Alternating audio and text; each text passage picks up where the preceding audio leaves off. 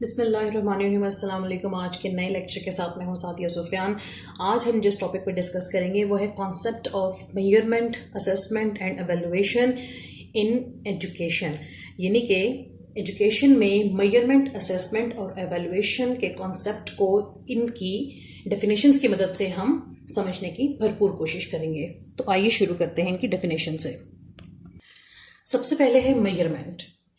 It is a process of assigning numbers to individuals for their performance।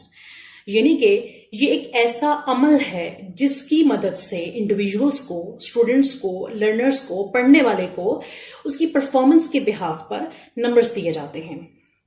ये performance examination की सूरत में भी देखी जाती है, टेस्ट की सूरत में भी देखी जाती है, डिस्कशन की सूरत में भी देखी जाती है और टास्क देकर भी इस परफॉर्मेंस को देखा जाता है।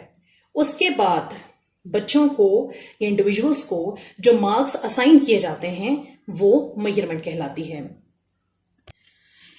इसके बाद नेक्स्ट है assessment. It is a process of gathering information by using different methods and techniques.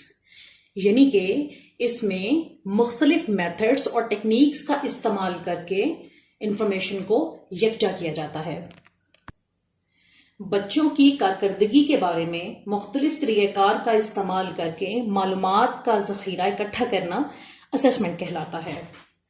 Assessment is a general term that includes all the ways teachers gather information in their classrooms. It is the collection, synthesis and interpretation of information to aid the teacher in decision making. सबसे आखिर में है evaluation.